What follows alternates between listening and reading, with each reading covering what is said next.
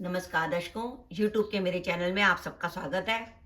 आज मैं वीडियो लेकर आई हूँ कर्क लगन व मिथुन राशि के लिए वर्ष 2025 का वार्षिक राशिफल। सबसे पहले आपको नववर्ष की बधाई कि वर्ष 2025 आपके लिए शुभ जाए, आपकी सारी मनोकामनाएं पूरी हों और माता रानी की कृपा आपके पूरे परिवार पर बनी रहे। अब हम ग्रहों की स्थिति की बात करें तो कर्क लगन में अभी तक शनि महाराज अष्टम में चल रहे थे, लेकिन 29 मार्च 2025 को शनि महाराज भाग्य भाव में आ जाएंगे। राहु जो भाग्य भाव में चल रहे थे वो 30 मई को अष्टम में आ जाएंगे और केतु धन भाव में। वर्ष के आरंभ में देवगुरु बृहस्पति लाभ भाव में होंगे और 14 मई के बाद द्वादश में और 20 अक्टूबर के बाद लगन पर। मिथुन राशि में बात करें तो शनि महाराज अभी तक भाग्य भाव में चल रहे थे और 29 मार्च के बाद वो आपके दशम में आ जाएंगे। वर्ष के आरंभ में देवगुरु बृहस्पति द्वादश में होंगे, 14 मई के बाद लगन पर होंगे और 20 अक्टूबर के बाद धन भाव में। राहु जो अभी तक मीन राशि में चल रहे थे वो भाग्य भाव में आ जाएंगे और केतु आपके तीसरे भाव में। ये ग्रहों की स्थिति है कर्क लगन व मिथुन राशि के लिए। सबसे पहले बात ये निकल कर आती है कि हमारा कर्क लगन व मिथुन राशि है तो वर्ष 2025 में हमारे लिए वो शुभ समय कौन सा है जब हम कैरियर से जुड़ा कोई भी महत्वपूर्ण निर्णय ले सकते हैं। आपके लिए वर्ष के दो समय शुभ निकल कर आते हैं। एक आता है 1 जनवरी से 13 मई 2025 और दूसरा आता है 20 अक्टूबर से 4 दिसंबर 2025। ये वो समय होगा जब आपको कैरियर से जुड़े नए अवसर मिल सकते हैं। आप जॉब बदलना चाहते हैं, जॉब बदल सकते हैं और वर्तमान जॉब में आपकी प्रमोशन भी हो सकती है। तो आप कर्क लगन व मिथुन राशि के जातक हैं और वर्ष 2025 में कैरियर से जुड़ा कोई भी महत्वपूर्ण निर्णय लेना चाहते हैं तो दो समय है, 1 जनवरी से 13 मई और 20 अक्टूबर से 4 दिसंबर। इस वर्ष एक विशेष बात यह है कि आपके कैरियर में बदलाव का संकेत आ रहा है। क्या आप जो वर्तमान नौकरी है उसमें किसी ना किसी प्रकार का चेंज करेंगे, अपनी जॉब बदलेंगे, व्यापार करते हैं तो व्यापार में कुछ परिवर्तन करेंगे। साथ ही जॉब में आपके ट्रांसफर की भी संभावना बनती है। इस वर्ष कुंडली में योग आ रहा है कि अगर आपको कोई काम नहीं मिल रहा और काम मिलने में परेशानी हो रही है, जैसे आप जॉब ढूंढ रहे हैं आपको जॉब नहीं मिल रही, तो आप स्थान परिवर्तन करिए, आपको फौरन जॉब मिल जाएगी। तो इस वर्ष अगर आपको जॉब ढूंढने में परेशानी हो तो आप स्थान परिवर्तन देख करके देखिए, आपको तुरंत लाभ होगा। कर्क लगन व मिथुन राशि के जो जातक विदेश जाना चाहते हैं उनके लिए भी समय बहुत अच्छा है। ये तो हो गया आपका कैरियर का शुभ समय 1 जनवरी से 13 मई और 20 अक्टूबर से 4 दिसंबर के बीच में। वर्ष का कुछ समय ऐसा भी होगा जब आपको कैरियर को लेकर किसी प्रकार की असंतुष्टि होगी। वो समय होगा 14 मई से 19 अक्टूबर के बीच में कि मन में कुछ असंतुष्टि होगी कैरियर को लेकर और काम में बाधा का होगा।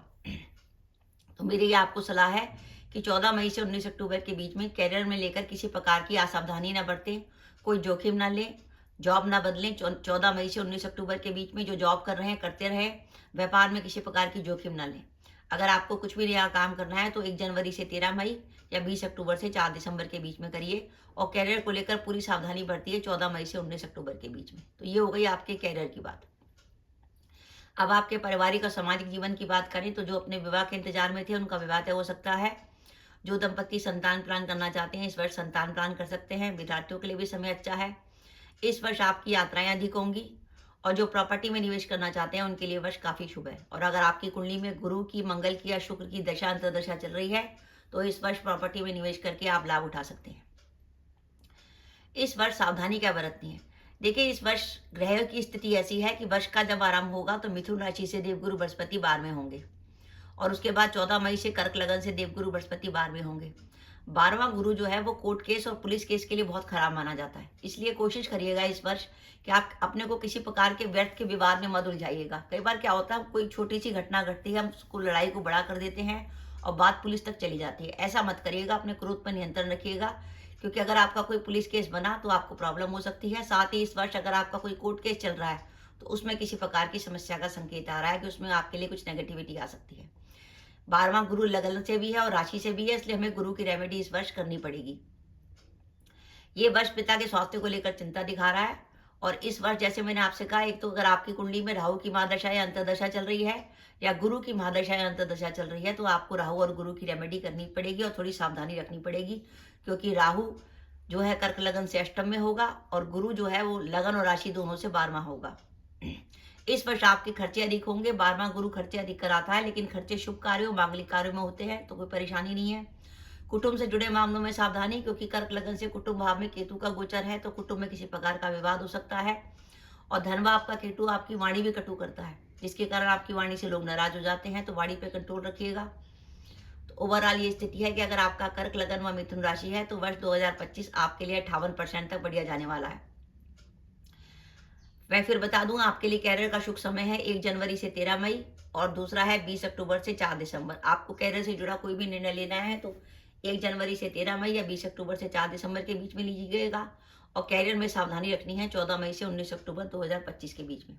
अब हमें रेमेडी क्या क्या करनी है, देखिए पहली बात करें, राहु आपके अष्टम में रहेंगे, तो आपको राहु के लिए रेमेडी ये करनी है कि आपको बुधवार या शनिवार को बहते पानी में कोले प्रवाहित करने हैं। राहु के लिए आप बुधवार को 4 मूली का दान कर सकते हैं, जिसके हरे पत्ते हटा लीजिएगा, सफेद मूली दान करनी है। राहु के लिए आप कुत्ते को रोटी खिला सकते हैं। गुरु 12वां चल रहा है लगन और राशि दोनों से, तो 12वें गुरु के लिए आपको गुरुवार को पीली वस्तु का दान करना है।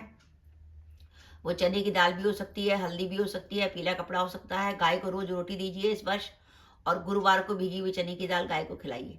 केतु धनभाव में बैठा है जो कुटुंब में विवाद कराएगा और आपके खर्चे अधिक कराएगा, इसलिए केतु के लिए आप कम्बल का दान कर सकते हैं, 4 कड़वे नीम के पेड़ लगा सकते हैं और कुत्ते को रोटी खिला सकते हैं। इस वर्ष मिथुन राशि से शनि महाराज आपके दशम भाव में रहेंगे। अगर आपको कभी लगे, वर्ष में कभी भी ऐसा लगे कि आपका जो कार्य है उसकी सिद्धि नहीं हो पा रही, आपकी कोई इच्छा पूर्ति थी वो पूरी नहीं हो पा रही, तो उस स्थिति में आप शनि महाराज को प्रसन्न करने के लिए हनुमान जी को चोला चढ़ा सकते हैं 8 शनिवार। आप 8 शनिवार हनुमान जी को चोला चढ़ा दीजिए तो शनि महाराज प्रसन्न हो जाएंगे, जिसके कारण मिथुन राशि में दशम भाव में बैठे शनि आपको शुभ फल देने लगेंगे, क्योंकि मिथुन राशि से दशम में बैठे हैं और कर्क लगन से भाग्य भाव में बैठे हैं। शनि महाराज को चोला चढ़ाने का क्या है, शनि महाराज के लिए चोला जो चढ़ता है उसके लिए आपको हनुमान जी को चोला चढ़ाना है, तो आपको हनुमान जी को चोला चढ़ाने के लिए पुजारी से बात करनी होगी। मंदिर में चमेली का तेल, सिंदूर, चांदी का बरक, 5 मोतीचूर के लड्डू और पान लेके जाना होगा। वो आपके सामने हनुमान जी को चोला चढ़ा देगा। उसके बाद उस चोले का सिंदूर अपने माथे पे ग्रहण कीजिए और घर के सब सदस्यों के लगाइए। इस तरीके से अगर आप 8 शनिवार को हनुमान जी को चोला चढ़ा देते हैं तो शनि महाराज प्रसन्न हो जाएंगे और आपके किसी कार्य की जो बाधा है वो दूर हो जाएगी। तो दर्शकों, ये मेरा वीडियो था कि कर्क लगन व मिथुन राशि के लिए वर्ष 2025 58% तक सही जाने वाला है, और वर्ष का जो आपका शुभ समय है कैरियर के लिए वो बनता है 1 जनवरी से 13 मई और 20 अक्टूबर से 4 दिसंबर। आपको मेरा वीडियो कैसा लगा प्लीज कमेंट बॉक्स में कमेंट करके बताइएगा। इसके साथ ही अगर आप मेरे चैनल पर पहली बार आए हैं और आपने मेरे चैनल को अभी तक सब्सक्राइब नहीं किया तो कृपया मेरा चैनल सब्सक्राइब कर दें, साथ ही बेल आइकन को भी दबा दें, जिससे जब भी मैं अपनी वीडियो अपलोड करूं उसकी नोटिफिकेशन आपको मिल जाए और आप मेरा वीडियो देख सकें। इसके साथ ही नमस्कार दर्शकों, जय माता दी।